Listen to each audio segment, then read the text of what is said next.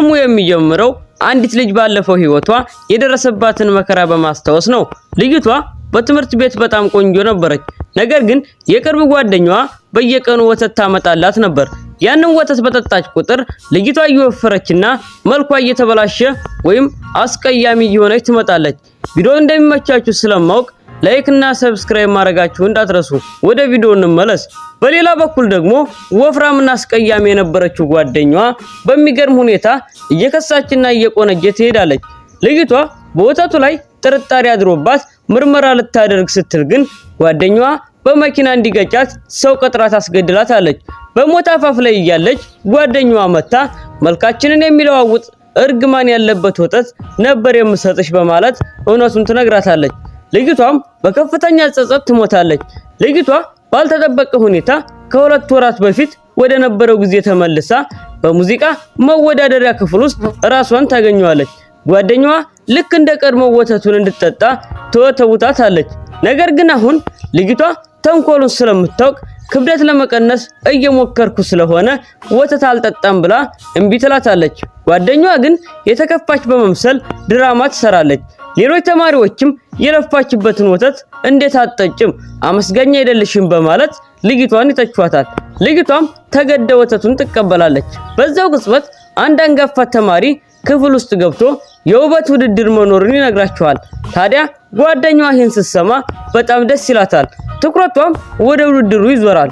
ልጅቷም ይህን አጋጣሚ ከተጠቅማ ቆይ ዳቦ ልግዛና ወተቱን አብሬ በላለሁ በማለት ወተቱን ይዛ ከክፍል ትወጣለች። ታች ደረጃው ስር ስትደርስ ግን አንዲት ለማኝ ታያለች። ወተቱንም ለሷ ትሰጣታለች። ለማኟ ወተቱን እንደጠጣችም ልጅቷ ላይ ፊቷ ማሳከክ ይሰማታል። በመስታወት ስታይ ፊቷ ላይ የነበረው ብጉርና ሽፋሽፍት ጠፍቶ ፊቷ ጥርት ይላል። ወተቱን እስካልጠጣች ድረስ ምንጊዜም ቢሆን እርግማኑ እንደሚሰበር ታረጋግጣለች። ልጅቷ ለውጡን ጓደኛዋ እንድታውቅባት ስላልፈለገች ማስክ አድርጋ ወደ ክፍል ትመለሳለች። ጓደኛዋ ግን በውበቷ ተመክታ አንጋፋው ተማሪ ለውድድሩ ስልጠና እንደጋበዛት ለተማሪዎቹ በኩራት ትናገራለች።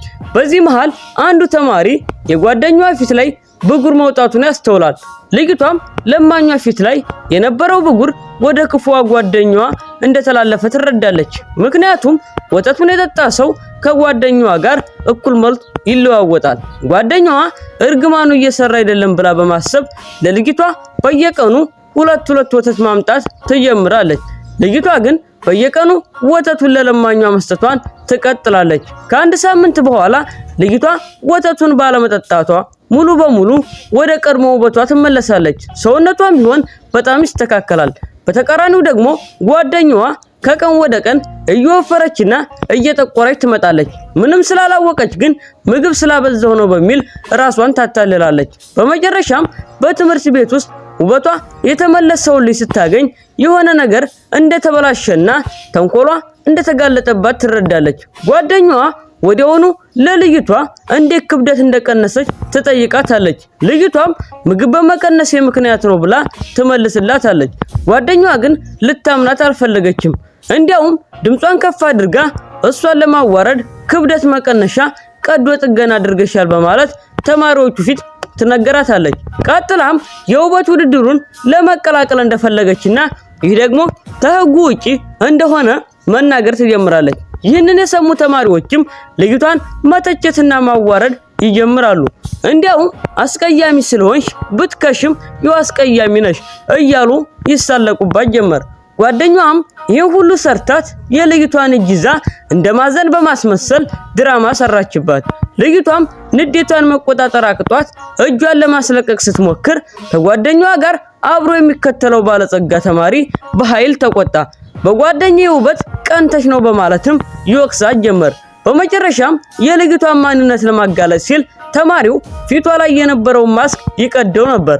በዛን ቅጽበት ታዲያ ሁሉም ሰው ተደናገጠ። እንደዛ ፊቷ በብጉር ተቦልቶ የነበረችው ልጅ በሚገርም ሁኔታ በጣም ቆንጆ ሆና ተገኘች። አሁን ግን ማንም ልጅቷ ቀናተኛ ናት ብሎ ያሰበም አልነበረም። እንዲያውም ውድድሩን እንደምታሸንፍ ሁሉም አመኑ። ያ ተማሪም ልጅቷን ውበት ሲያይ ሊለምናት ሲሞክር አንተኮ ጓደኛ አለህ ብላ አሳፈረችው።